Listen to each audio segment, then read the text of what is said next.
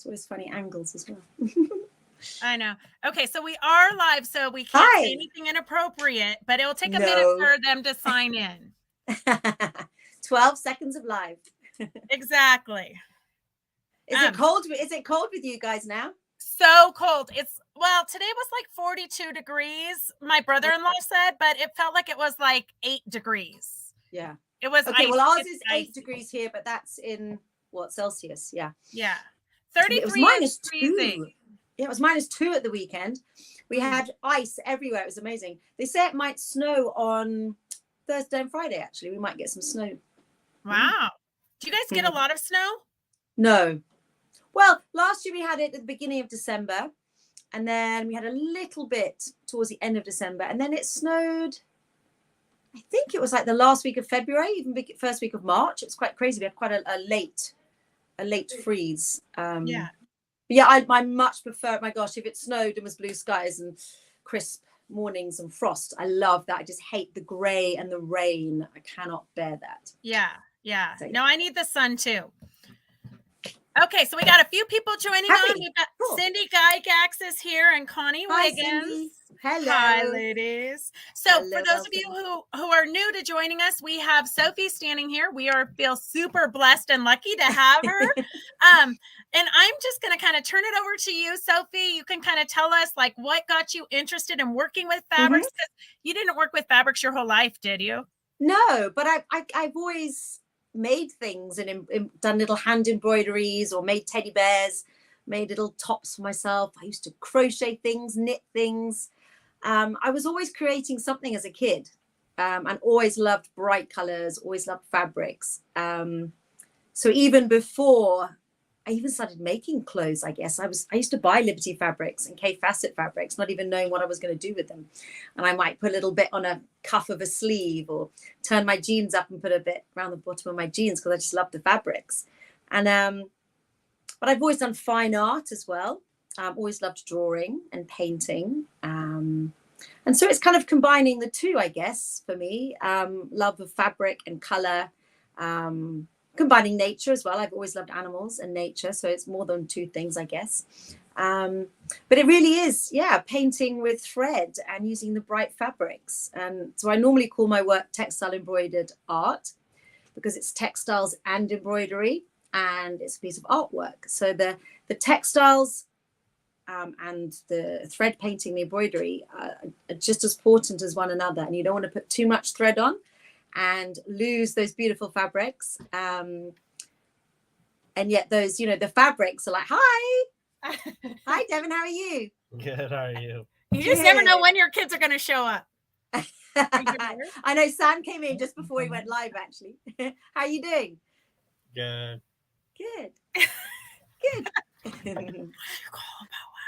I don't know. I'm interviewing Sophie She's right live. now. She's live on the internet. Yeah, it's live on the internet. Come back later. Best part.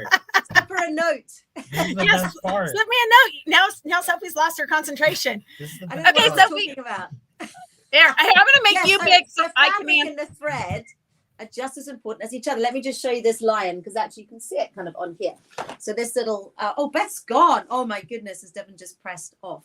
Or is it just, should I just keep talking?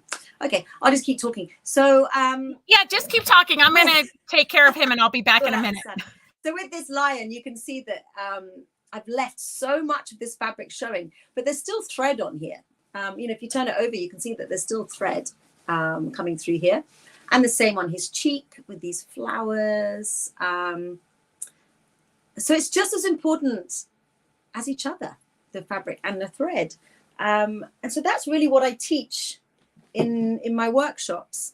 I didn't ever expect to teach. That also just sort of happened. And I also didn't expect to be creating artwork for people's walls. When I decided that I wanted to go to university, it was really just because I loved art and all things arty and creative. But particularly making things. I was always making things as a kid. Paper mache bowls, all sorts of things. So actually it was my father who suggested I did wood, metal, ceramics and textiles.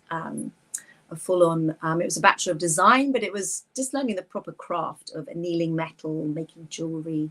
And then in ceramics, it was slip casting, and then on the wheel, coil building, you know, all different areas within those mediums, and often set up for production as well. It wasn't just a let's play and make a weird sculpture that no one will ever buy. It was also very much a sort of sense of you need to create a product, and you're doing a degree because you want to create, you know, something that's going to be worthwhile, I suppose. But yeah, I doing what I do now just sort of happened. I'm self-taught, which I think is also a lovely thing for when I teach, because I'm very much in the mind of, because I self-taught myself with textile embroidered art, that it's just combining your love of a few things, love of being on the sewing machine and playing about with that. You know, for a lot of people, it's your happy place being on a machine. Love of colour and pattern and fabrics. I think we all have too much fabrics in our stash. And then wildlife and animals is also, you know, a huge passion for most people. You know, even if we're doing a pet, most people have a pet or enjoy birds and things like that. So it's, for me, in a workshop, it's definitely something that you can just jump in and have a go at. If you've never done it before, do not worry. It's something that you can definitely just have a go at. And yeah, it's thread painting. You're painting with a thread. You're drawing with the sewing machine. I was just doing a little one this evening. I would turn the camera around, but I don't want to make me kind of stop anything. But I was just drawing. I've been drawing a little tree this evening with a couple of, I mean, they're so tiny, these buffaloes. Haven't quite finished the buffaloes yet, but they're very, very small. And they're almost like a silhouette. So yeah, I was just creating this little one this evening. And it really is just, yeah, it's just drawing with the thread. I think the only fabric I've got on these guys is a tiny little bit on the back of both of them. And then there are little pieces of fabric in the tree. I've only done the dark navy in the tree. I haven't done any of the bright colors. But yeah, drawing with the machine is so much fun. And I think the more you do it, the more you just fall in love with this kind of way of working. I can show you this dog I've just finished, actually. Oh, let's get him out from this. Got stuck under my computer.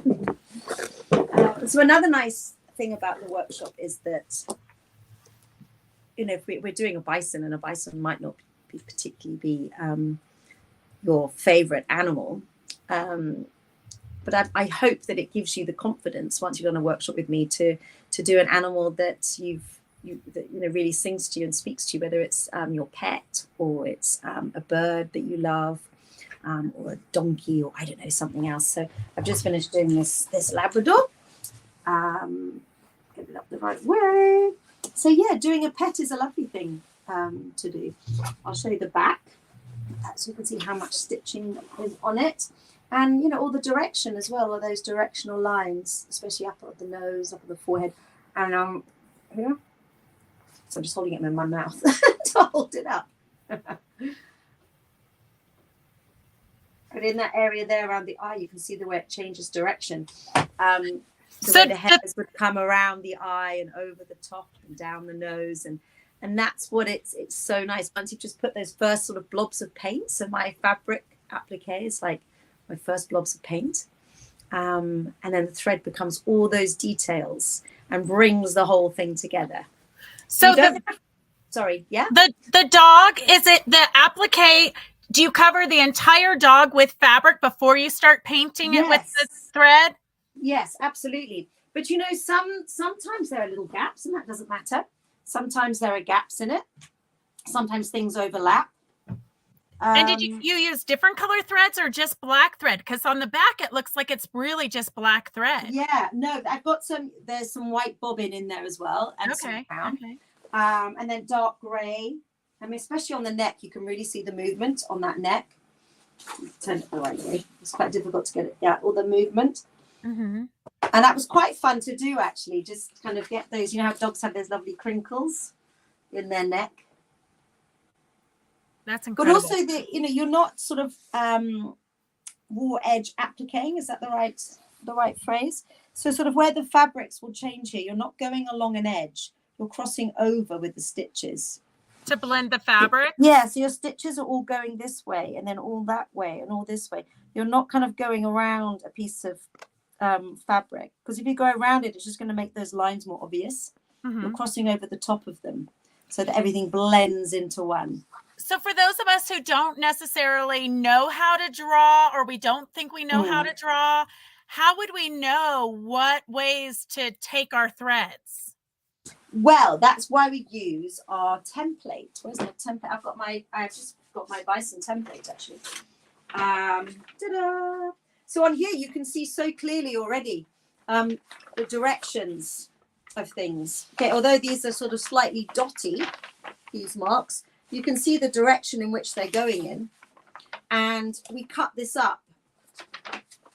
I'm just going to get the head. Might be easier. So we use this a bit like a child would a stencil, you know, for drawing around things. So we will cut the nose out.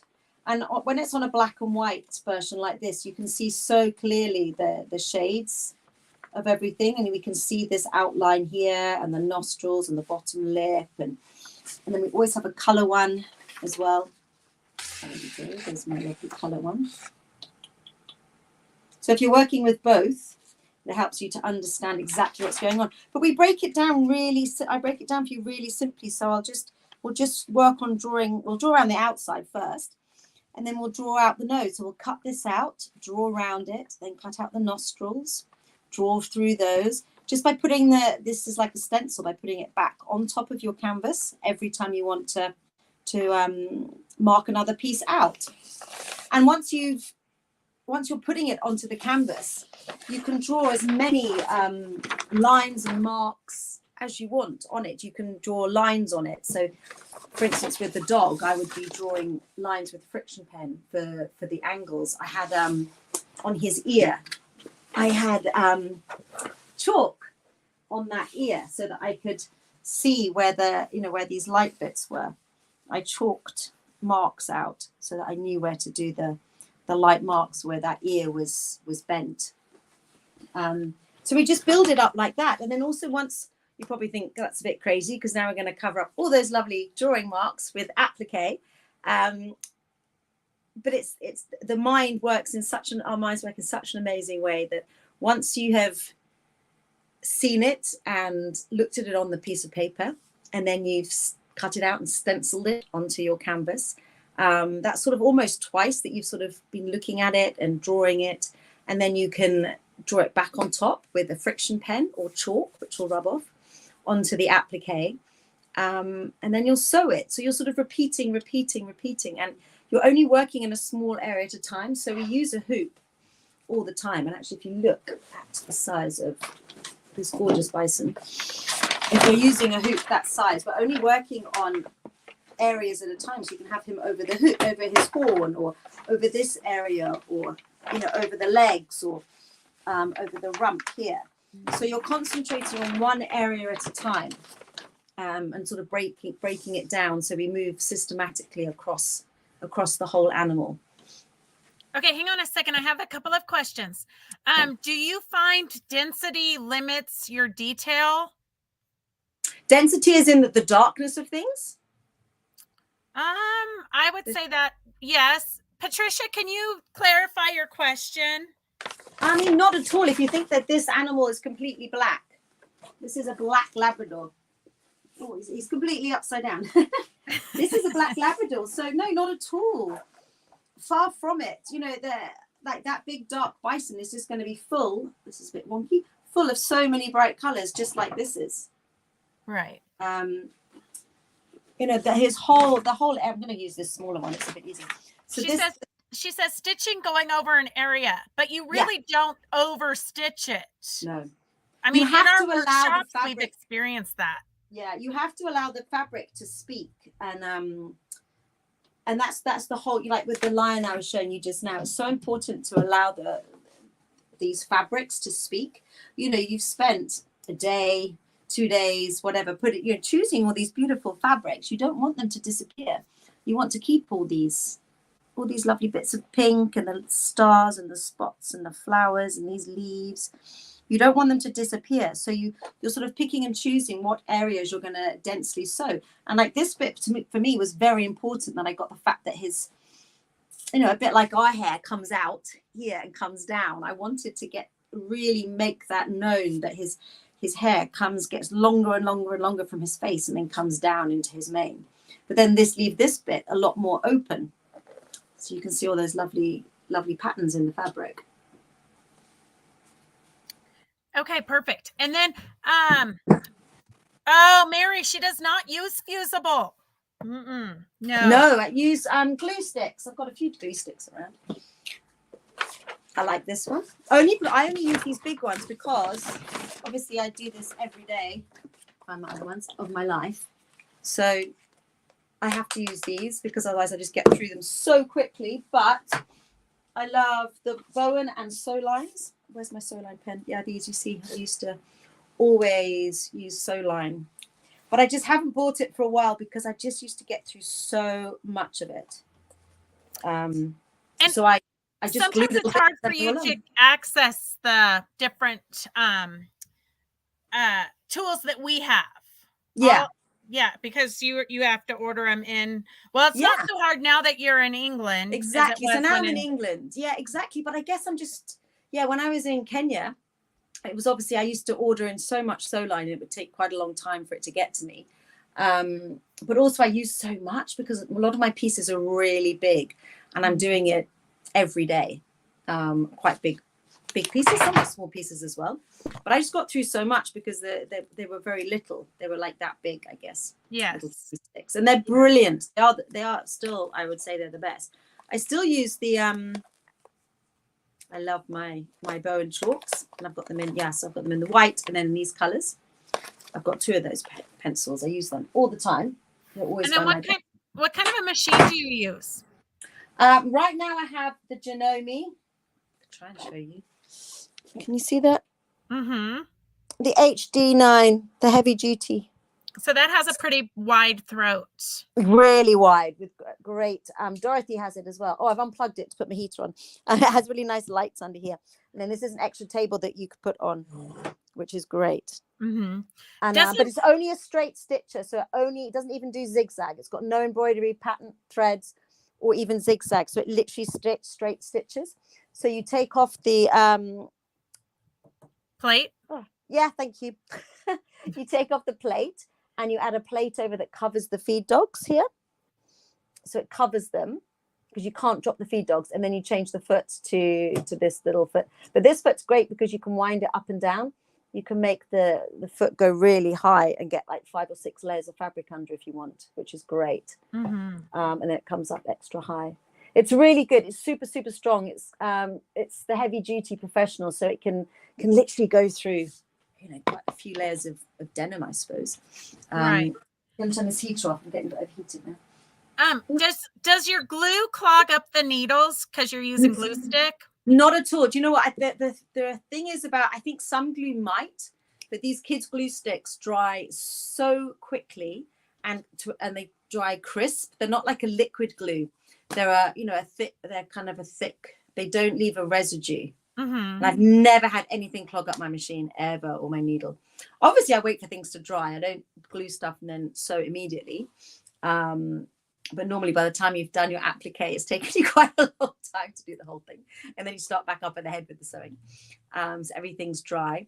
But I like these ones because they're washable and they're non-toxic, especially all the kids' ones. There's not residue. They don't stain anything. I've just gone over to those. Yeah. Perfect. And then Mickey says, hello first. And she says the eye on the bison looks a bit tricky. I'm pretty sure she can handle it. We've seen her work. Oh, you can handle it, definitely. It is small, but it's so simplified. It's so dark, but it's got that beautiful white line around it. Where have I put the here it is, this one. I was making it on the template, but like on here, obviously, it looks super tiny, but it's very simplified and stylized. But I love the shape. Look at that. It's almost like a paisley. That dark shape of the whole outline around here is gorgeous. But the reason I wanted to do a whole body is because I just love I wanted the emphasis on getting out really big flowers and learning how to create it with lots of big patterns. And then these ribs, there are slight ribs here, and we can accentuate the ribs a bit more if we want to, but I like the idea of getting ribs in and structure of legs, and then this shagginess, and the nose is gorgeous, and it almost looks blue on the top of the nose. I just think it's such a strong, powerful creature, and I like doing the horns as well. Such a different texture. Those horns are beautiful with all those grays and blues in them. Yeah, I didn't want to just do a head again. I felt like we needed to do a full body. I think so, because you learn different techniques. Yeah, totally. And absolutely. every animal that we've done, gosh, we started with the quail and the eagle and the raccoon and the wolf and the Mustang. Every animal has had a different kind of fur, a different kind of, so every class we've learned something. So even if you don't necessarily like the animal, you're going to learn different techniques. Exactly. And definitely the back of this, I mean, the bison, I've looked at so many photos and they seem to shed a lot of this fur at different times of year. So I really wanted us to try and ignore the fact that there was almost any fur here at all.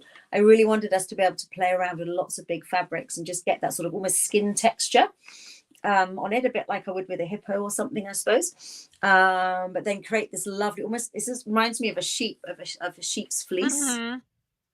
I imagine it's probably quite like that to touch, like a sheep's fleece. Yeah.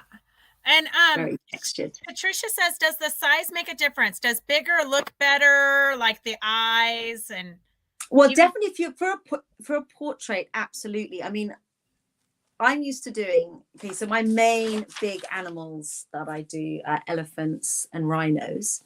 And I've done a couple of buffaloes and I've done a couple of hippos, but mainly elephants and rhinos. And you can't see their eyes at all. They have terribly bad eyesight. Their eyes are tiny. This buffalo eye is in far more detail than any of my rhino or elephant eyes that I ever do when I do the big animals. And so it's all about the presence of the creature, and just making the power of that creature and the muscles and the size of it. So I don't think that I when a big animal like this, I like doing it big. I don't like doing a big beast like this on a very small scale, even though I've just completely contradicted myself and I'm doing this little scene. But but it's, I think in a workshop as well, it's fun for you to use use your fabrics. So I got the fabrics together. Was it last week or the week before to show Beth? I'll get some out here of different size textures. And Cindy, it's 65 centimeters from nose to tail, but both Sophie and I, so 65 centimeters is 25 inches. And you can do it more if you want.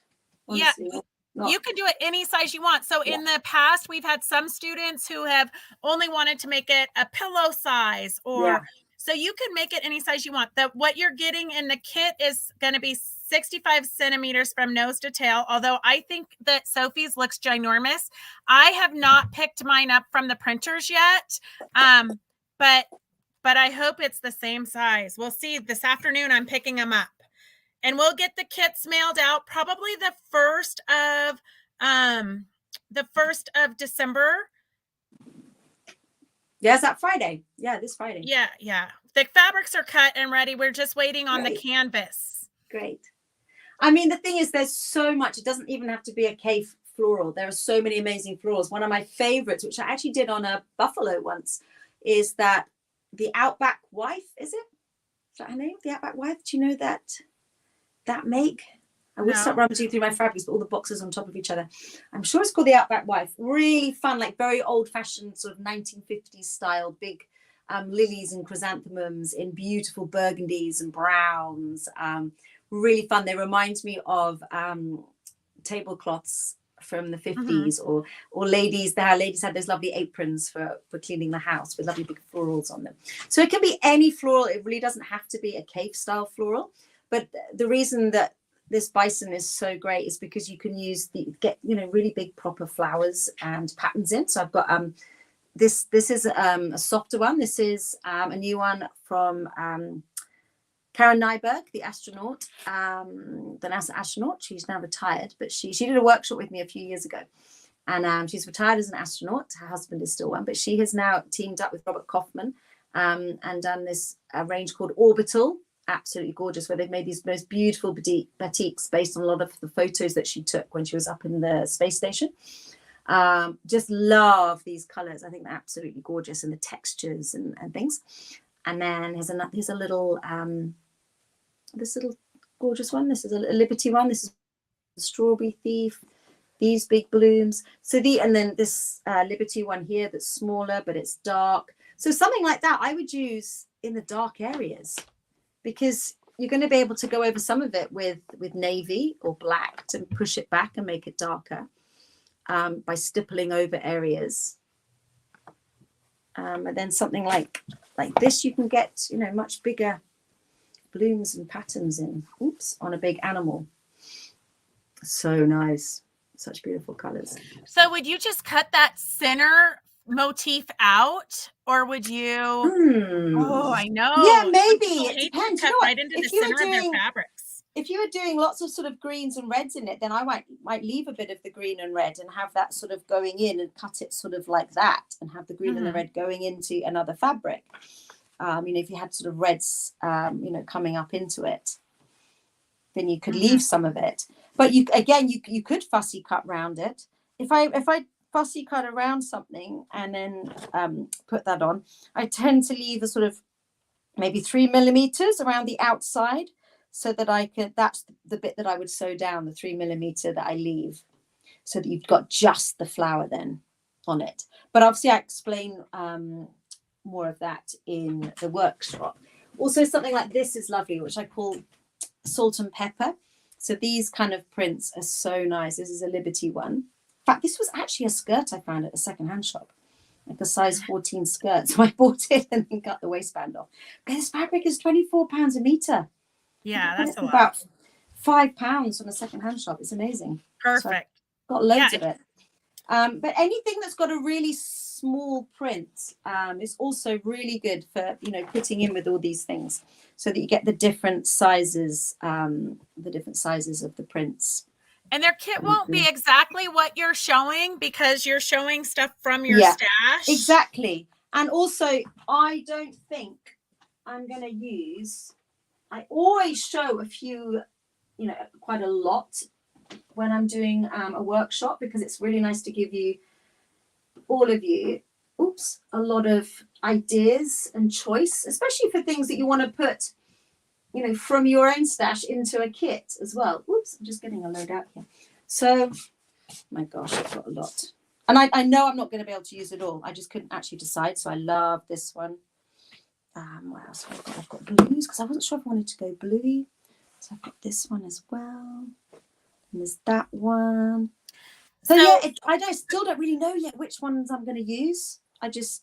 So girls, you see how hard it is for me to kit it when we haven't even decided what we're using yet, but it will be fabulous. And I don't want it to be just brown and orange, because I've done a lot of brown and orange workshops recently. And you all know my work. When I do a rhino and an elephant, they're not grey. So I think also for this workshop, I wanted to sort of push those boundaries a bit of, okay, my last workshop I did was a stag, and it was all in browns and oranges and bits of greens in there.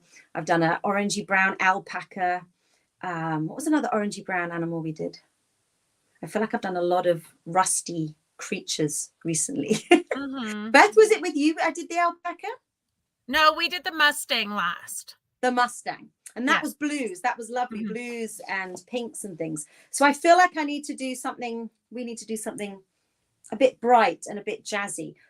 Although having said that, if you particularly want to do a brown and orangey yellow bison, of course you can, because there really aren't any rules. And I think it's so important in a workshop that any workshop that you bring a piece of you into it. And I don't think you should be in too much constraint. I think it's very important to be able to experiment.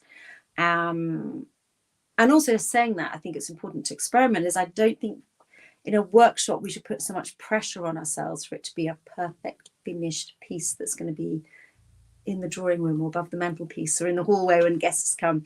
I have never done a bison, and every piece that I do, I'm experimenting and practicing, and sometimes I get it wrong. Sometimes I have to cut a bit out.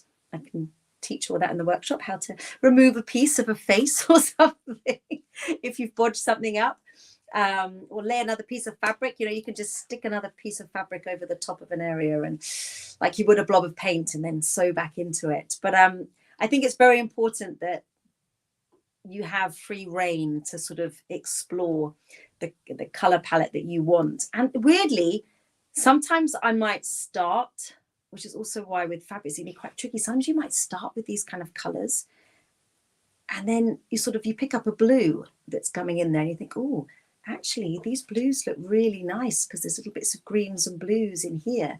And so now I'm going down the bluey orange line, rather than the red and pink line. So they start talking to you and telling a story. And yeah, I find that happens quite a lot. And then, are you going to give us a list of thread colors? I know this is super hard, and we ask this every time. No, I can't. In reality, everybody's fabrics, you're going to get a different piece with a different color. And so really you just need to build up your entire thread collection. Yeah. Do you know what? And I actually think that maybe students find it harder to think about what kind of threads they're going to use rather than the fabrics. I really do, because it's a question that I get asked a lot. Now, essentially, we need to get the natural colors of that animal in. So although I might do a rhino that's got pinks and greens and blue flowers coming in, and yellow tummy, and I will always use the colors. Pretty much, I would say maybe 2% of the animals I've done. Like I've done a pelican that was red and blue, and I only actually use red and blue threads as well, but dark blues and dark reds as well as the fabrics. But generally speaking, I will always use the naturalistic colors of that animal. So I will be using dark brown thread. I will be using black thread. I will be putting some of those lovely golden colors in from his up here in it. I will be putting grays and creams in. I won't be doing his horns in, let's say, okay, hold that thought. Let's say I decide to do these kind of yellowy up in, add some of these into a horn with some white. I will definitely be putting cream and gray into the horn, but predominantly different colors in fabric, but then using naturalistic colors, and then bringing through a few. So say if you've got this fabric in there, you might want to have a bright orange thread so that you can go around, like quilt around these beautiful petals, because you don't want to sew over that in a stipple. You just want to be able to quilt around. I often call it embossing. So yeah, you might want to have an orange, but you will definitely be using the colors of the bison to create, just like I did on the lion. Okay, I've got so many things piled up on my desk, I'm losing everything. Yeah, like with the lion. So these are a lot of crazy colors in there. Yes, there are oranges, but this is not the color of a lion's mane. But I've used a lot of the natural colors in there, lots of his rusts and yellows and browns. Does that make sense? Yep, it does. And then you've mounted that onto like a painter's canvas. You haven't turned it into a quilt. So yes, although people have turned it into their workshop pieces with me into a quilt. So this I would buy. You can buy them like this, and then you just cut through and then pull it off and then stretch your piece. But many people absolutely love what people do with them. Sometimes people have made cushions. They put it in the center of, they've made a patchwork for the outside. Particularly the eagle looks beautiful. There was quite a few people that did it with the eagle. They put a patchwork borders around them, like 3 or 4 layers of borders, and then did the wadding and a background and quilted them. They looked absolutely beautiful. I think the Mustang as well. I think some students also made the Mustang into a quilt, which is also why if you want to do it bigger, go for it. If you want to make it smaller for a cushion, you can as well. Perfect. Okay, so let's just discuss real quick because we do have some new people watching. Mm-hmm. So the workshop goes for 6 months, but that does not mean that you're teaching live. They have to be there at noon every day. No, it's a study at your own pace kind of a thing. Yeah. So the reason I've got these fabrics out is, and I've just done my background. I'll show you my background canvas. I've just finished ironing that. Whee! So this is the background that my bison is going to be on. Just finished that. Very textural painting. It almost looks like a piece of granite or marble, doesn't it? So yeah, I'm going to be creating the workshop now. I film it step by step. I do all the filming, all the photographs, and I set it out into guides on a Facebook learning page. And so like guide 1 will be creating your background canvas. Guide 2 will be using your photocopy template as a stencil and drawing it onto the background. It'll all be step by step, one at a time, taking you through the whole process of creating the whole animal. And that is available for 6 months, and you can watch the same thing over and over again. If you decide that you wanted to suddenly do guide 8 and do his legs after you've done his face, then you can. You know, there's no rules. It's nice to work systematically, but you can do what you want with the workshop essentially. And then I do 2 lives every weekend. It's normally on a Sunday. Occasionally especially when there's lots of sports matches in the house, occasionally it can be tricky on a Sunday. So I do it on a Saturday, but normally it's 8 a.m. and 8 p.m. on a Sunday. I will do 2 live meets like this for the first month. It's normally 5 Sundays, 5 weekends. So that you can just ask any questions you want, and I will, answer them.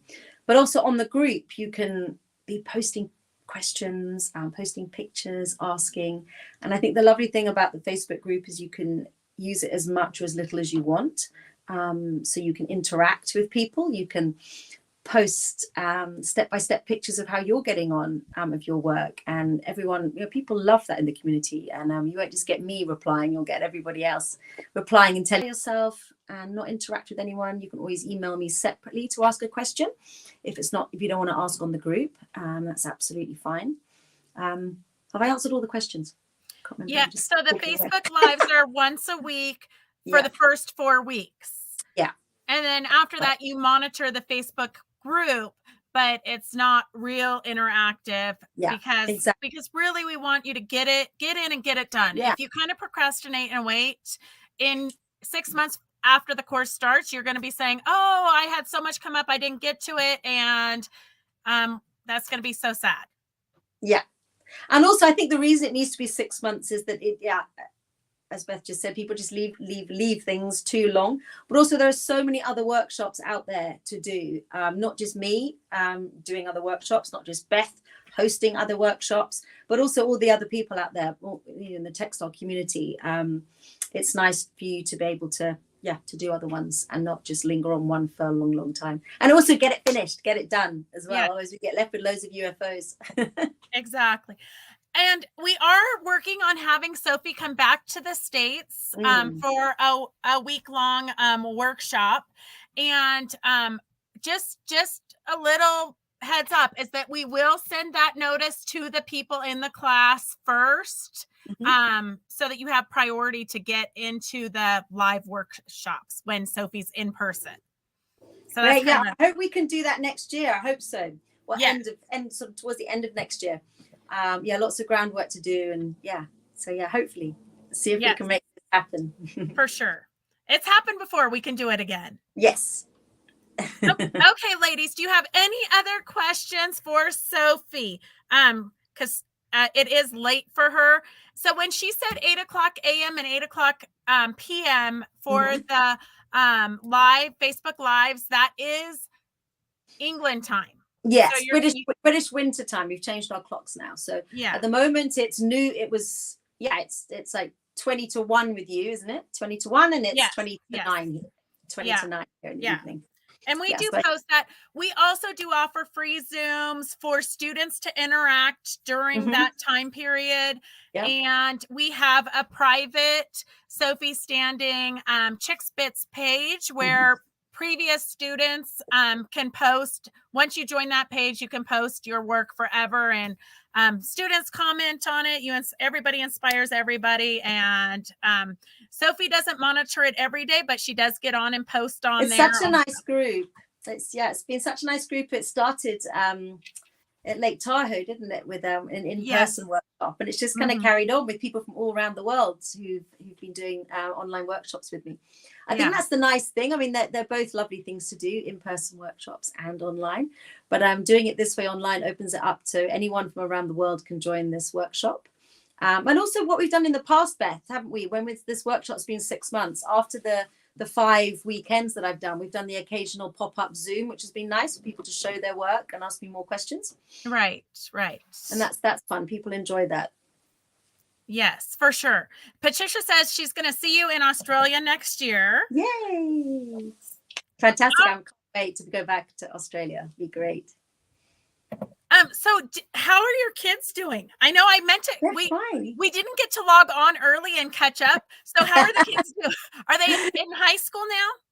They're good. Yeah, they're in secondary school. I guess the equivalent of high school. And they are 13 and 14. Finn's going to be 15 so soon in January. 15. And yeah, both really into their sport. Finn is hugely into basketball. He plays basketball every Friday night and is in a team from one of the towns, and they do tournaments and things. He's really good, actually. Watched a tournament last Sunday. Or the Sunday before. Yeah, he's brilliant. And good at rugby. And Sammy's in a local rugby team and playing matches every Sunday. It's cold for them, definitely. Having grown up in the warmth of Kenya, I think they definitely feel the cold. But they're doing well. They're doing really well. Good. Okay, and then my other question is, because I know you just had a big exhibit in Stockholm, I believe. Mm-hmm. Yes. So what did you do with all the pieces that were on exhibit? Right. Well, actually, I only created 2 pieces for the exhibition. It was a large Grevy zebra. It's about, is he 2 meters 30, I think, by 1.5 meters, something like that. And he was bought by a lady in California, actually. So he will be going off to California when the exhibition finishes. It's called Cave Facet, The Power of Pattern. So I made a zebra for it, and I made a large elephant, a super tusker from Kenya. And that piece is actually going back to Kenya. It's sold to a guy who's bought lots of my artwork, who sort of collects them. He lives at the coast of Kenya. So I'm quite pleased that that one of them is going back to Kenya. But the exhibition's been amazing. Cave was asked to curate the show by the Fashion and Textile Museum in London. So he thought, well, if I'm creating it and sort of doing what I want, he thought maybe what I'll do is ask some artists and designers around the world, around the globe, who use my fabrics in their work, whether it be shirts or ball dresses, quilts, art quilts.